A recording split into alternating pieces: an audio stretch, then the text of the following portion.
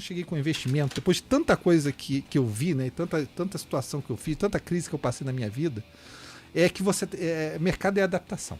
Tá? Mercado não tem rei, não tem regra. O mercado é quem sabe se adaptar, e o mercado... Eu todo dia descubro alguma coisa nova em mim, todo dia descubro uma coisa em mim que eu não sabia. Eu aprendi que ninguém no mundo vai poder te ensinar sobre os mercados, você vai ter que viver isso você mesmo, até porque você é uma pessoa única. Você vai ter o seu entendimento único nos mercados, e esse entendimento vai vir com o tempo, vai vir com a construção do seu eu dentro do mercado. E não existem duas pessoas iguais no mercado. Tá? Então, adaptação, aprendizado constante, saber onde você quer chegar é fundamental. Outra coisa que eu aprendi no mercado, que é uma lição que poucas pessoas falam, tá? Mas que é fundamental, e eu vi isso na minha carreira inteira. Tem uma frase maravilhosa do Ed Seykota que ele diz o seguinte: cada um leva o que quer do mercado. E eu vi isso na minha carreira inteira. Tá? Tem pessoas que queriam ser value investors, né, investidores de valor. E eles eram investidores de valor, mesmo que perdessem dinheiro, estavam felizes porque eram investidores de valor. Tinham pessoas que eram investidores de growth, e mesmo que perdessem dinheiro com tecnologia, estavam felizes sendo investimento. Tem gente hoje em dia que quer ESG, e se ele comprar ESG e perder dinheiro, ele está feliz perdendo dinheiro em ESG. E o que eu tive que aprender com o tempo, que é a lição que eu acho que qualquer gestor que está há décadas de mercado, ele tem que aprender em algum momento, é que esse business é about P&L. Esse business é about retorno, tá? Ele é sobre retorno. Ele é um business em que o mercado é indiferente com relação a você, o mercado é frio com relação a você. Quando você perde dinheiro, você não tem para quem reclamar, você não tem para quem chorar, o mercado não sabe que você tem a posição. E a coisa mais difícil é o momento que você acorda de manhã, olha no espelho com você mesmo. Um dia isso acontece para qualquer investidor e diz assim: eu estou no mercado para fazer dinheiro, tá? Eu estou no mercado eu tenho cotistas, eu tenho terceiros, e a coisa principal aqui é que não interessa quão bonito eu escrevo, quão bonito eu falo, esse business é sobre fazer dinheiro. E eu tive que aprender isso na carreira. Eu acho que todo investidor passa por esse momento. Vocês que estão começando agora, ouvindo podcast, que estejam por um acaso começando com investimento, vocês vão ter esse momento em frente ao espelho um dia, tá? Em que você reconhece que você está nesse business por uma questão fiduciária, uma responsabilidade fiduciária de entregar retorno para o seu acionista. No dia que você pensa isso e que você reconhece isso, você aprende a gerenciar seu tempo melhor, você aprende a gerenciar suas ideias melhor, você aprende a ser mais adaptativo. Uma frase que eu adoro, né, que eu uso toda hora no mercado, é o seguinte: invista no mercado que está na sua frente e não no mercado que você gostaria que existisse. Tá? Porque o problema é que quando você bota muita filosofia nesse negócio, né, você pensa que não é sobre o retorno, é sobre a filosofia de investimento, é que você começa a idealizar mercados, né? Você começa a idealizar, sei lá, uma coisa que eu vejo muito no Brasil. Não estou falando que certo ou errado, não. Tá? A pessoa diz assim: a Vale já caiu pra caramba, mas eu acho a Vale incrível, porque eu fiz análises incríveis sobre a Vale. Então eu acho que a Vale vai se recuperar pela análise que eu fiz. Quanto mais tempo você investe na análise, mais você acredita na sua própria análise. A verdade é essa. Não estou aqui para dizer se a Vale está cara ou está barato, se vai subir ou está cair. Mas eu estou aqui para dizer do medo que existe, que eu tenho, né, em que a filosofia ou a ideia ou o tempo investido, eles se sobreponham ao simples fato de você ter que enfrentar a realidade do mercado a cada dia e se adaptar a essa realidade. E às vezes você investir um tempo imenso numa empresa, numa ideia, numa análise, e você tem que abandonar tudo e começar do zero, encarar friamente o mercado que está na sua frente.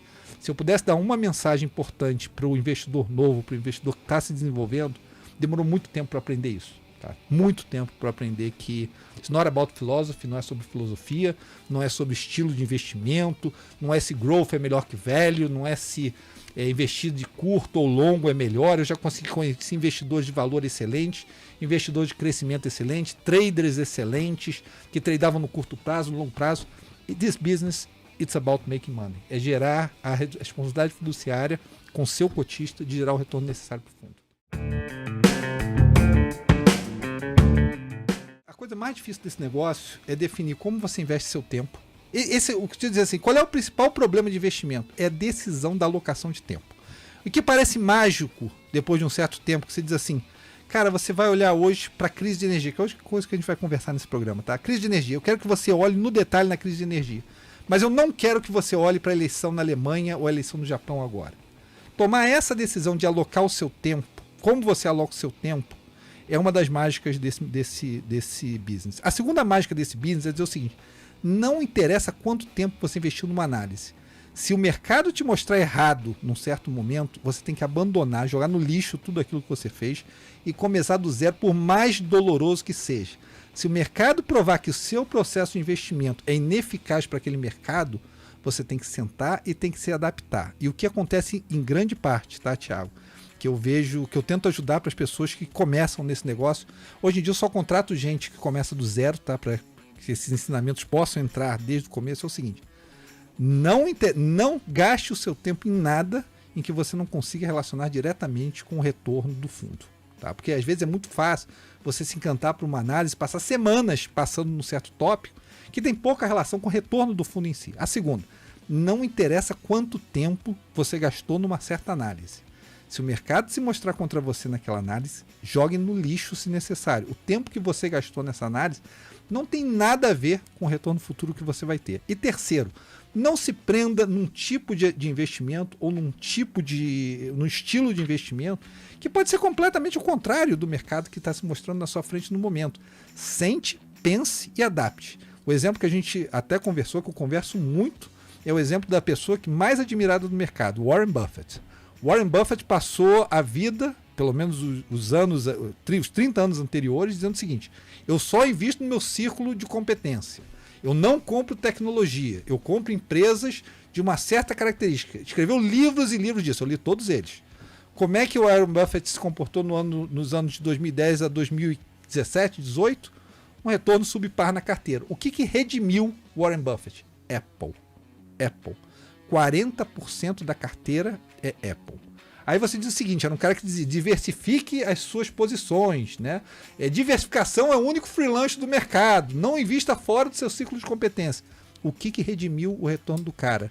Uma empresa de hardware, que era fora do ciclo de competência, em que a empresa deixou virar 40% da sua carteira. Onde está a diversificação? O que interessa? Warren Buffett gerou retorno para o seu acionista. Tá? Ele mudou, ele adaptou e ele gerou retorno negativo, gerou retorno positivo. A gente falou muito do Howard Marks. Howard Marks adaptou. Ele pensou, ele escreveu uma carta sobre Growth Investor. Quem diria que Howard Marks escreveu uma carta sobre Growth Investor? Isso é a humildade da pessoa, de sentar e dizer: não interessa quanto tempo eu investi numa história. Se essa história não se mostra verdadeira para o mercado que está no momento, eu vou sentar e vou pensar, eu vou adaptar. Isso é fundamental se você tem 20 anos ou se você tem 70, ou no caso do Warren Buffett, 90 anos de idade. Tá? É commendable que uma pessoa de 90 anos de idade, ou 100 no caso do Charlie Munger, sentem com a humildade de ter sido o maior investidor do século XX e dizer assim: eu vou mudar, eu vou adaptar. Se ele pode, você deve.